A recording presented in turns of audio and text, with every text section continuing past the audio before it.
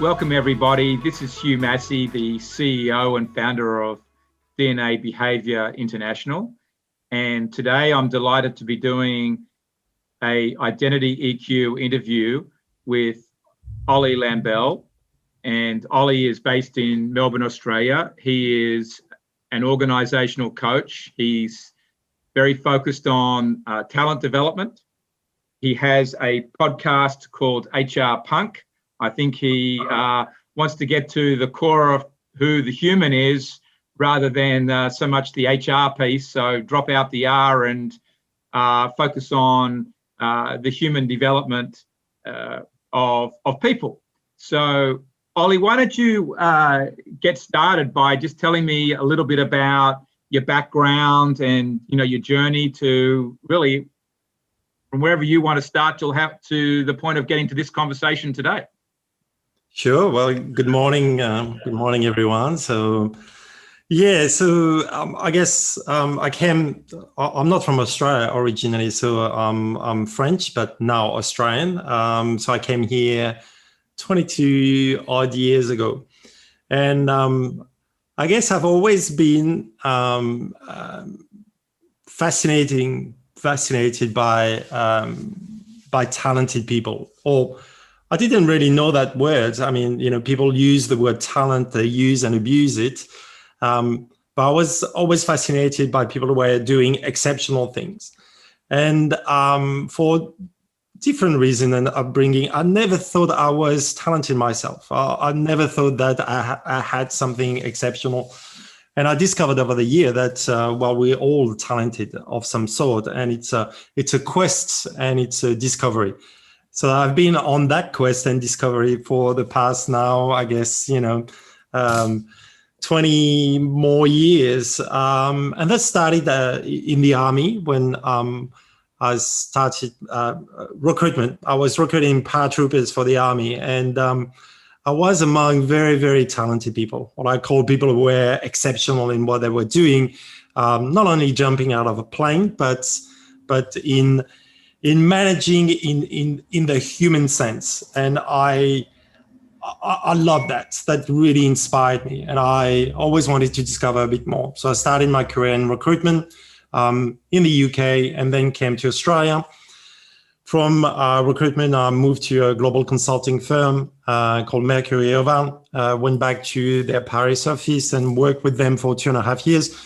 And that was really for me the a pivotal moment in my career where it wasn't only about recruitment, but it was about understanding people, understanding personality, understanding behavior, and trying to match the right person for the right job. And I loved it. I loved the culture, but I loved that discovery into what we're making people tick. And that's probably summarize what I'm passionate about, is really to understand what makes people tick and makes people untick. And some 10 years ago now, I discovered DNA behavior via a person called Malcolm Leliver in Australia. And that was an eye-opener as well for me, because the tool and the platform was used not as you're good at that or you're bad at that, but it's more, well, let's see your insights. Let's see what your natural behavior are, and not is it good or bad, but what you're going to do with it. So when you know what it is, you are like that. And if you don't know, you discover it. So now is how you're going to use it at the best of your ability. And I really like, because I've been on a journey for what I call self-awareness. And one of the biggest part of self-awareness is acceptance. If you don't accept the way you are, you won't be self-aware. So it's really accepting, yes, I've got some great side of myself. I recognize I've got some great side, because that as well, it's a self-acceptance. But as well, if I go too much on one behavior, this is the consequence here, and this is what it might deserve me rather than serve me. And that's what I'm passionate about. It's really what I call talent is the definition for me is the recurring pattern of two things, thoughts and behavior, that makes you excel at what you do. And I think that the DNA platform helps on that quest, really gives some indication and some cues on what are my strongest behavior, how I'm going to use that, how it's going to serve me to not only discover my talent, but to develop and grow it. And that's what I do. And so I think from the beginning, it was probably a bit really selfish because it was a discovery, and it still is a discovery for myself, understanding who I am as a person, how aware I can be. And then the purpose is really the quest for contentment. I don't really believe in a happiness, but really that word contentment, like I know who I am and I'm content in that situation. I know that things are going to go be great. And sometimes things are not going to be great, but I accept it. So there you are. Well, I can tell you've got an amazingly deep passion for this, for understanding talents in yourself and other people. And, it's very deep rooted. So, Ollie, why didn't you think you were talented when you were younger? I think it's probably not back in what happened in my personal life when I was a younger child. I never thought that. I don't think I was really. My parents were divorced when I was very, very young, at 6 years old, and things happened. I never was encouraged to develop a particular talent or something that I was really interested in. That's the way it is. And probably that, that carried on, all my life. And I carry that, and I need to, it's kind of a therapy for me. It's going through not too much the why, because I probably will never go through that deep roots of why I didn't think, why I don't think that I'm good enough, or why I didn't think I was good enough. But there is something that I need to repair there, because you carry that all your life, and you carry that in your behavior. And you carry that probably in the profile I've got today. That's what I made who I am today, and what is my profile. And there are some cues when you look at my profile on that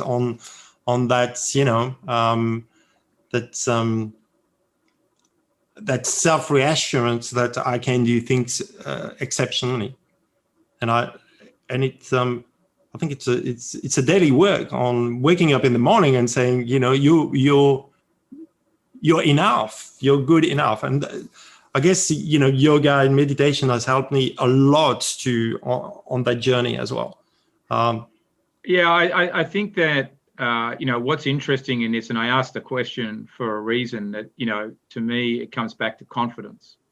Yeah. And maybe when you were younger, you didn't have successes and things early that you picked up the confidence from to love yourself, or to appreciate the goodness that was sitting, just a little bit below the surface. Whereas other people have immediate success in something, whether it's at sports or academics or some interaction somewhere. And I say that out of understanding, Ollie, because I went through that as well. And it took a long time for me to grow my confidence. And in a way, I know I'm still growing it. And that is that's a day by day thing. Coaching helps with that. But I also know, I can also see that, a turning point perhaps was knowing the DNA behaviors probably helped you a little bit, because it showed you where your strengths were, and you can keep using those strengths, I imagine. And I think that we all have, that's why, we all have some life experiences that help us on the journey. And you're probably sitting there when you're in the Air Force, looking at the others, they're thinking they're all better than you, than me. But were they really? When you look back at them now, do you think that they're better than you? I think there was some. It wasn't too much. Really, when you talked about self-confidence, it's really true. The word is right, and I think that was shut down when I was very young, until probably the adolescence, and until I really went away and left France and went to the UK and went to uni. And that self-confidence I really transformed. I was on my own, and it was kind of a clean sheet of, okay, I'm gonna be in charge, or I'm gonna be in charge of my future, and I'm gonna try. And from then, everything happened. I had success, and so that built up that self-confidence. I had success as a person, with friends, with girlfriends, at uni. Everything I was undertaking was I was kind of happy and discovering that, hey, you know what, I'm good at some stuff. So, and when I went to the army, because I had to do it, it was the last year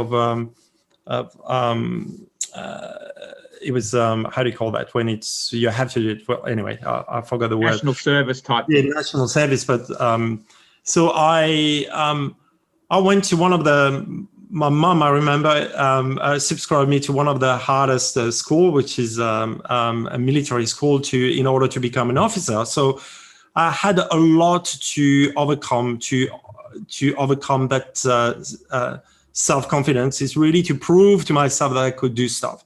So that's when, I went to this officer cadet school. That's when I did jump out of plane. That's when, I went to Australia. So everything I did was really to challenge myself, to say, well, I'm not that bad. I can do it.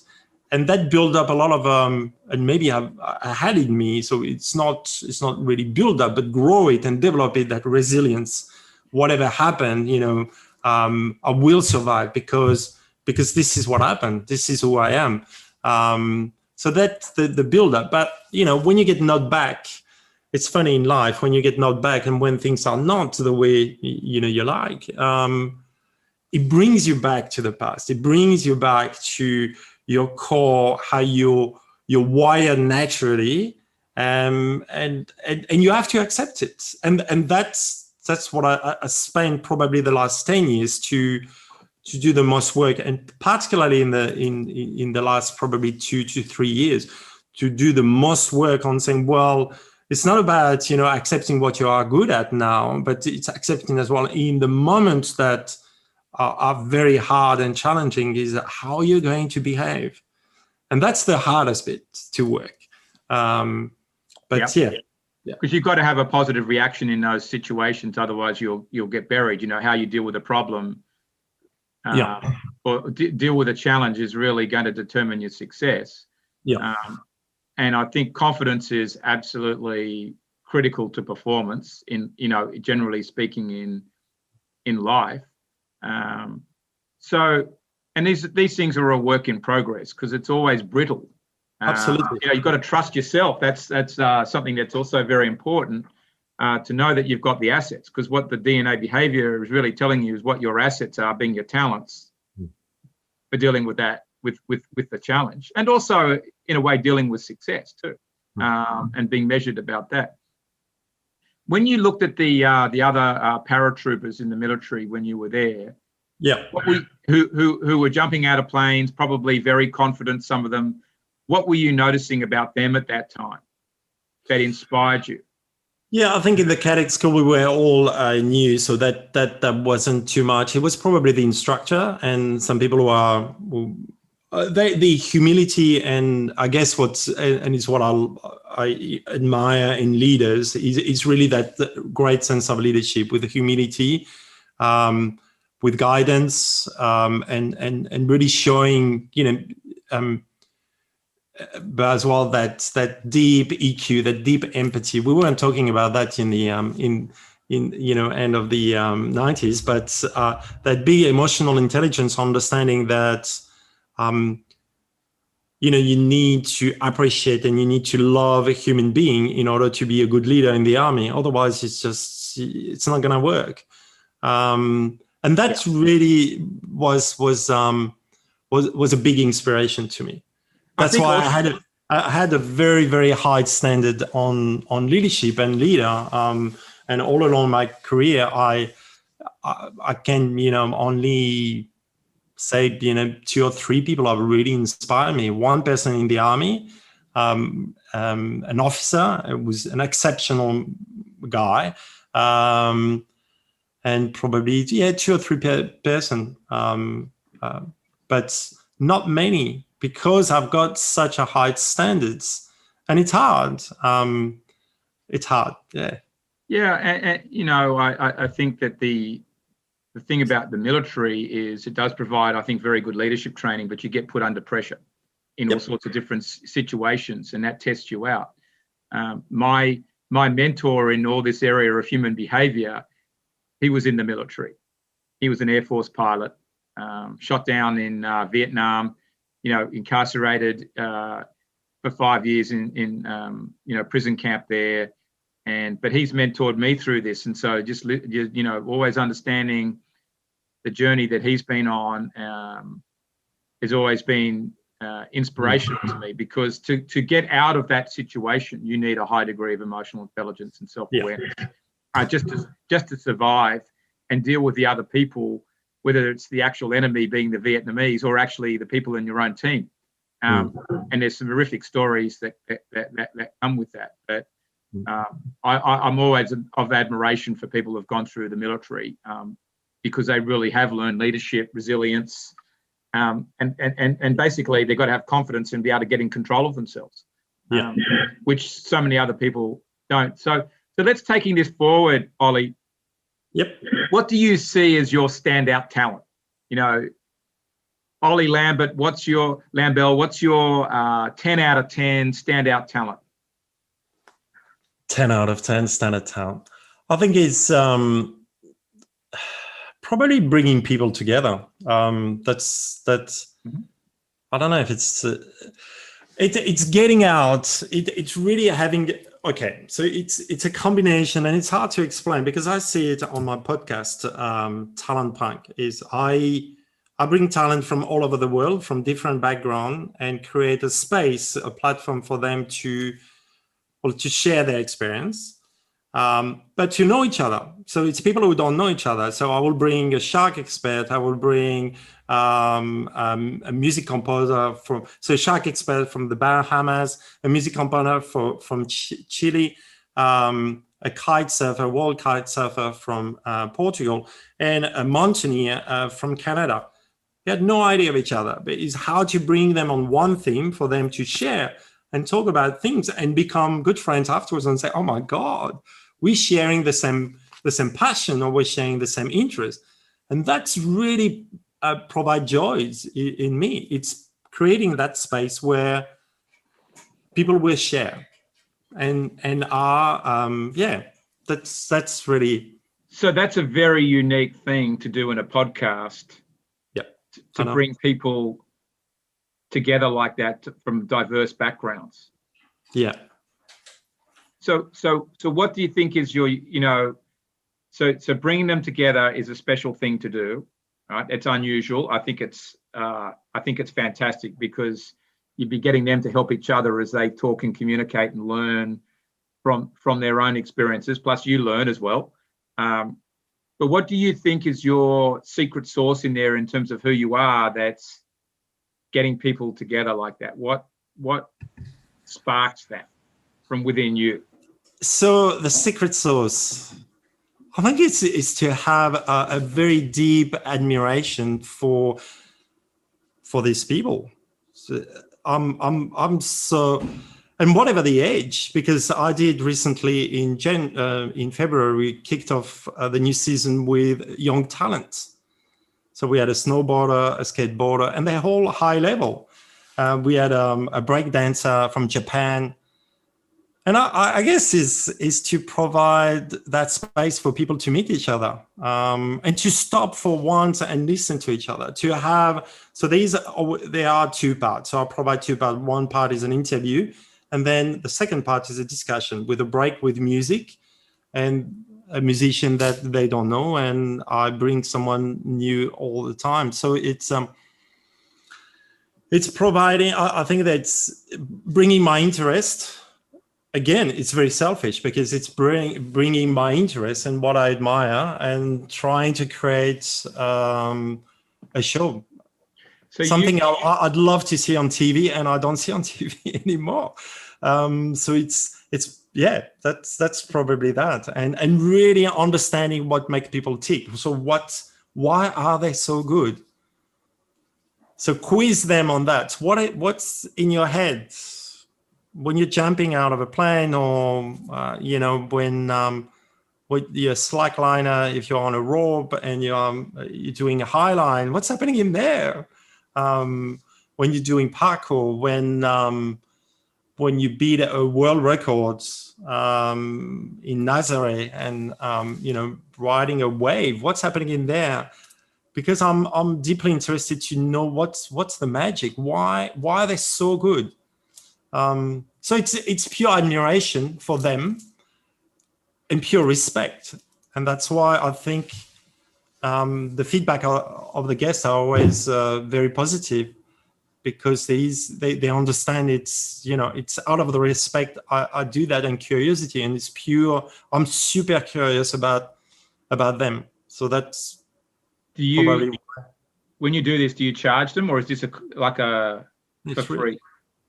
Yeah, everything is free. So I do that. It's really a passion, and we'll see how it started out of COVID. So last year, a lot of people started podcasts, and I wanted to create something not in my professional space, because I think there are a lot of them, and they're not all interesting.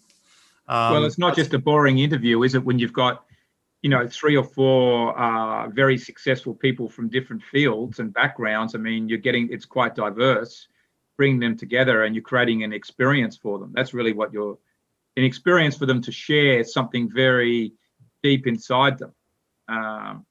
And I use what I do as well, in the recommend the search part. A lot of my work, because I call that work, is searching for new talent. And it's not only searching the name, but searching what do they do, searching the theme, how they will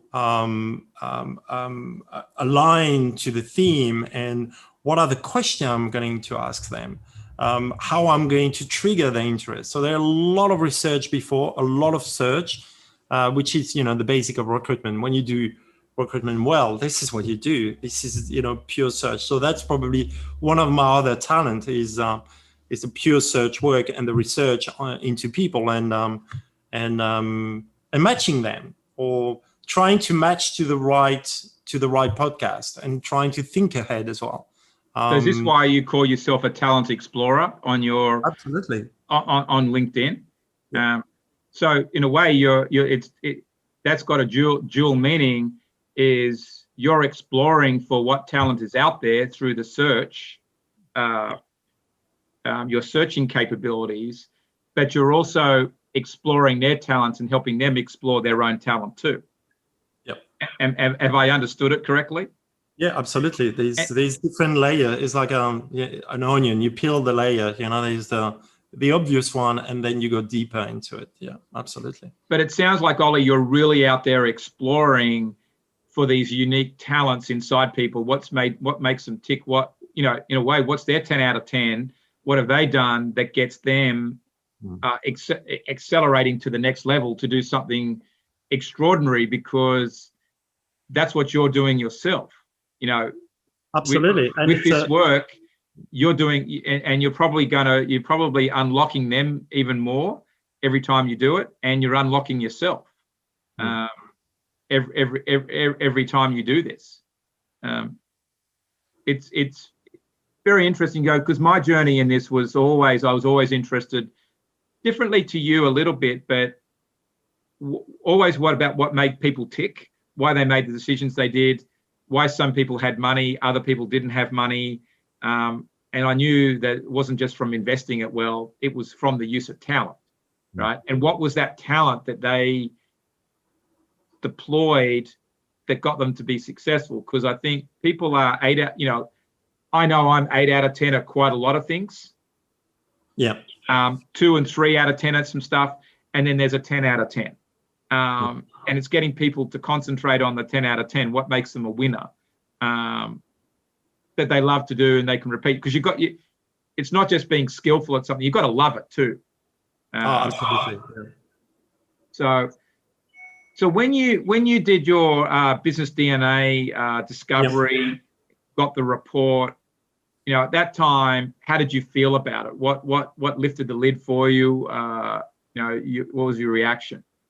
It's funny, and because I did two. I did one 10 years ago, and I did this one recently because for the reason I signed up for a client, and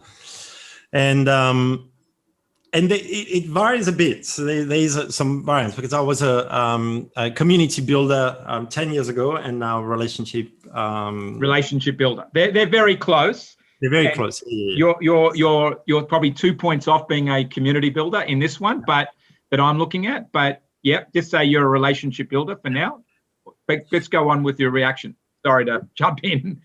No. It's just the acceptance. Yeah, it's accepting who you are, because that it's like a flip coin. Yeah? If you go too far on one, so that means, and sometimes the report, and if you take the report for what it is, it can be very blunt into, well, this is the way you are, and the consequence is the weakness, and you're like, oh, okay. And that's what I do. I educate, people with the report. I say, well, it doesn't mean you are that way, but it means that if you go too far on that behavior, this is the consequence, and this is what might happen. And the more you are aware, and the more you can do something about it. So I guess for me, you always have, the first time I saw it, you always have a first reaction of saying, oh, I thought I was good at that. But it's just to accept, but I'm not surprised. I wasn't particularly surprised. I was curious, just wanted to understand a bit more, a bit deeper, and whether it would help me on my journey. I think it has helped me to accept myself, as it helped me in self-belief and confidence, probably sometimes, and probably, when you go through some tough stuff, probably not, but yeah. So does that answer your question? I'm not too sure. I think yes, and I'll ask you another question. But I think what the report brings out, the relationship building, really in a way, the community building, because in a way you're building community through the podcast. You're bringing a group of people together. Yeah. But it confirms some stuff around probably, the empathy, and probably that collaboration and collective thinking and taking decision. And that's what, because it says as well, if you take it too far, you can procrastinate in taking decision. And yes, sometimes I catch myself procrastinating about making a decision, as opposed to an initiator who is going to make the decision in a split of a second. I'm probably not gonna be that way, but because it's building the consensus and bringing people on a journey, and that's what I'm conscious. And sometimes it doesn't serve me, but sometimes it's most of the time. And in the job I am, I think it probably serves me for facilitating for facilitating groups of people together, making them feel comfortable. You've got the perfect set of talents. And that's probably why I'm not a director of HR of a big multinational or a corporate, because very quickly, and that's, and this is not me. I accept it now, and it has done. It took me 10 years to accept to accept that I'm not a corporate big company guy.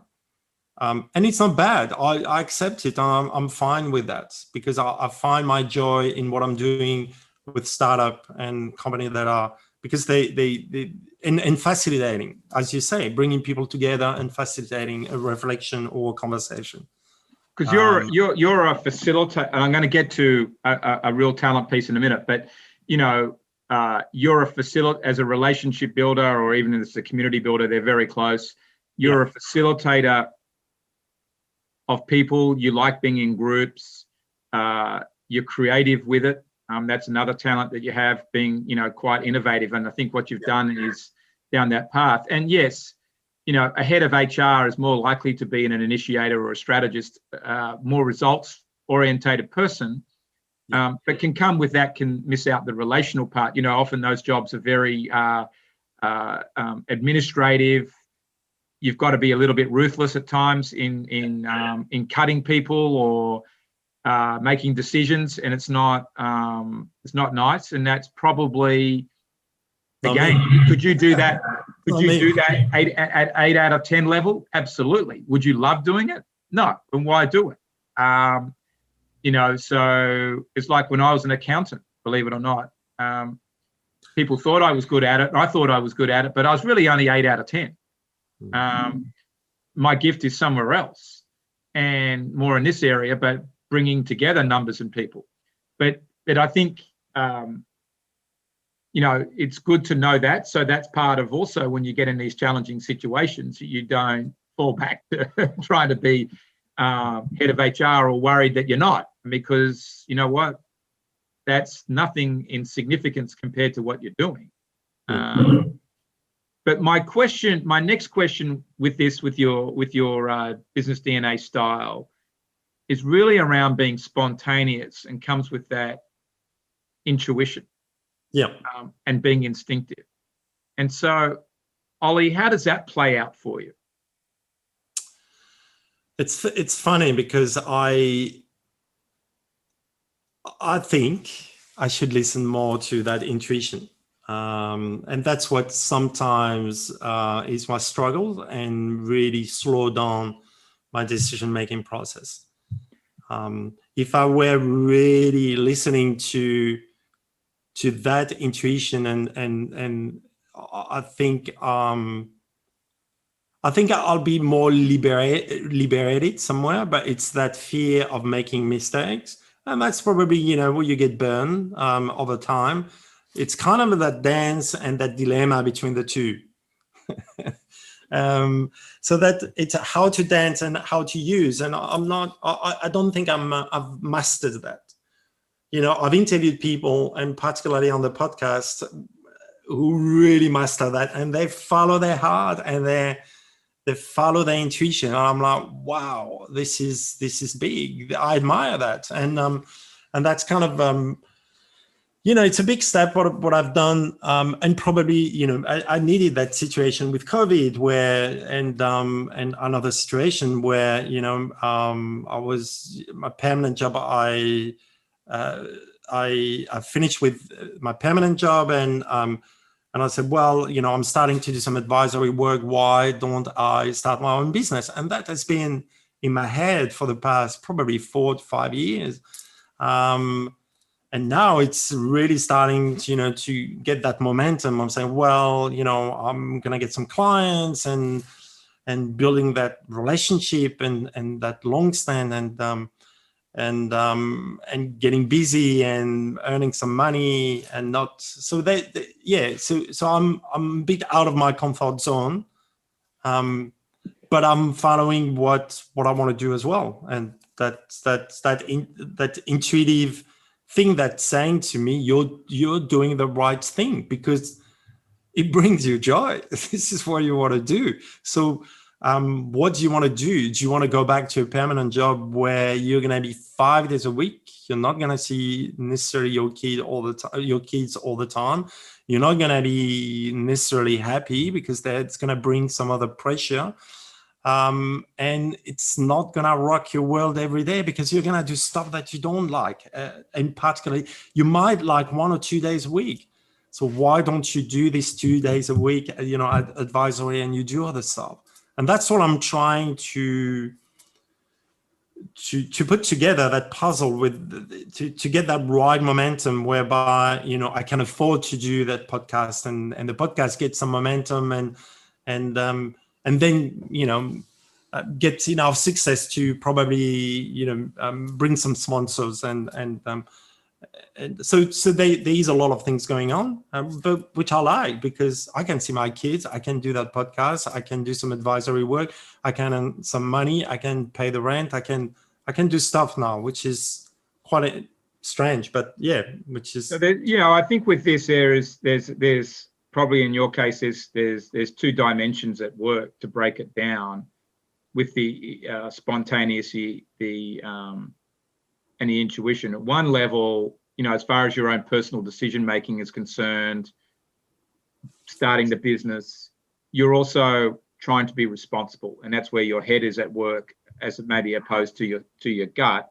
and that's something that you work through, and because you have got a family to feed, and having the confidence to, at the end of the day, pursue your dream. But where I was also going with the question is the other dimension is that is spontaneity and instinctiveness and intuition. How powerfully does it work, or do you use it when you're facilitating these groups of people? Because you've just thrown 4 different people together in a podcast, or 3 or 4 or 5 different people together in a podcast, and they're saying things, they might be triggering each other positively, negatively. You're getting triggered, but in there's a great question I've got to ask. Yep. That's going to make this thing absolutely hum and be this wonderful experience for everybody. Does that make sense? That's where I was seeing the to what degree is the spontaneity coming out, and the instinctiveness just to know, what, this question's hit my head or my gut, and I'm going to ask it. It's on the tip of my tongue. And, in some ways there could be risks with it, but you just do it. Is that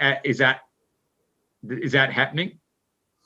Yeah, I think it's more on the fact of reading the room, or reading them, what's happening. I mean, Zoom is probably a hard one, but we're getting used to it now.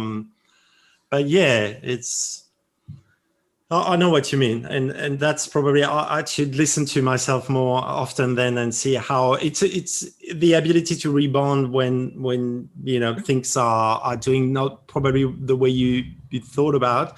I think that spontaneity and that intuitiveness helps me in the startup environment. It always helped me for the past 10 years, because it's an ever-changing environment, and you need to be malleable. You need to be adaptable and kind of reborn on things are not being agile. It's what we talked about, is being agile. And that's what I was getting at, is that you can research these people to death, do all the reading you like, finding out about them, talk to them up front, but you never know what's going to happen in the room. When you're a coach and you do coaching, you don't know what's going to happen with somebody, and you've got to respond. And it's usually at the end of the day, it's a key question that's going to be the game changer. Yeah. And that's really what I was trying to get you to sort of take you down the path of, that your gift, not just the passion, but the gift in here is perhaps how you ask the questions, and what questions you ask when you're with this diverse group of people, that absolutely creates this wonderful experience for them to start sharing. Because the wrong question, also, if you haven't read the room, we'll shut it all down, So that's where I was going to, is that I think one of your extraordinary talents, on top of the passion, could be your ability to ask questions and be instinctive in the moment. Yeah. And that might be something you want to reflect on, but absolutely, I will. because doing what you're doing, you remember, you're facilitating a diverse group of people. You're having an impact on them.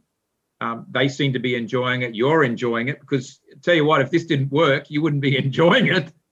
No, and I wouldn't do it. Yeah, I wouldn't spend time on it. Absolutely, it's you're right. Yeah, and this leads to coaching. At the end of the day, some of these people are going to want to be coached or have other help, and they're going to know that you understand them, right? Yeah. And you'll have brought something out about their mindset, because I would imagine that when you're doing this, you are asking them, pretty sharp questions that are getting into their mindset. And so I think that's something, around what I've been sensing is your gift, right? With this is not only bringing the people together, finding them, bringing them together, creating a community experience, but in a way it works because of the ability to be, as you say, malleable or very flexible in asking the right question at the right moment. So Ollie, as far as your impact in the world, where do you want to have significant impact, or what do you see your impact being, or when do you think you're being the most impactful? I will say on my kids, and if they can grow and develop exceptionally, and remember, what I've facilitated for them, or just not even about me. It's more about them, the way they grow, and they can do whatever they want, and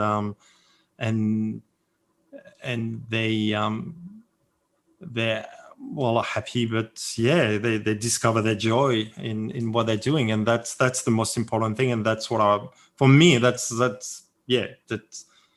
ultimate thing. The rest is really artificial. I guess I always say you build trust and you understand people by understanding yourself first, and it's still a quest. Or it might be selfish for some people, but understanding myself more, I will understand other people, and creating this space. But I guess my kids are number one in their development, and what I can provide for them or facilitate for them to really find their quest and their purpose in life. That's really what I want, because it took me a while to do so, and if I can not speed up the process, but help them through that process, and I mean, I've got a 10-year-old and an 8-year-old, and that's my goal too. That's like that is the most important thing in a way of your legacy, to be able to do that for your children. But also, what do you see what's the impact that you want to have on the people that you bring together in these community groups, for the podcasts and for coaching, consulting? Ultimately, to be better humans, understanding themselves, and that's what I want through the coaching and when I do facilitation and advisory for startup, because I try to advise on not only on best practice, but really building a company or building an organization that people want to be, and will develop and want to be there to do great stuff. And sometimes with velocity, and when the company grow and hyperscale, that disappear a bit, that spirit disappears. So that's why I like that startup spirit. But is I guess what I'm looking, as much as people may look inspiration in myself, I'm looking to inspiration in themselves, and keep going. And that's what that feeds me, is that seeing joys in people's eyes, because you spend an hour and looking at their profile and asking them the right question for them to have that, what we call the haha moment, like, wow, okay, I never thought about that. That's just for that. That's a lot of gratitude. I'm grateful for this little moment of what I call joy. But it's So that's my quest, my gift, I guess, to other people is if I can unlock to understand themselves, to understand their environment, and that's what you do with the DNA, on a personal, but as well on the team dynamics level. I'm content. I've done my job, and I can go home and feel great that I provided something for people. Because I think really facilitating the talent exploration is the key thing. Using questions, but also I was trying to piece this in there to wrap this up a little bit, but is putting them in a place where they can nurture their talent as well. You want them to be able to nurture it so that they remain special and they continue to develop their own talents and potentially be even greater. I think that's probably the real prize in here, and by unlocking them even more to be in that place, because I think it's the talent nurturing. That's and as a human being, as a relationship builder, you're a nurturer of people. Yeah, and I see. I completely agree, and it's a lot of time I say, you need to love yourself to love others, but you need to love the parts in yourself that are exceptional, and really the rest is only a work in progress, and we're all wired differently. We're not perfect machines, and we have to love ourselves in our imperfection. And that's hard. I mean, that was hard for me, and still hard for sometimes. So I really teaching people to love themselves is something that's really important as well. I think, and that was probably the part of your early life where maybe that wasn't there. I know that wasn't there for myself. It took a long time to come. And I've always say to people, you've got to learn to love learn to love who you are first before you can love someone else. That's a very important step. But I really, what I've been pulling out here, Ollie, is you really are exploring people to discover and nurture talent, and that's how I've been pulling this together. And I think your question asking is probably going to be a big part of it. I would love to see one of your podcasts one day when you've got a group together. Let me know when you're doing it, or send me a link and I can watch one. It would be I will.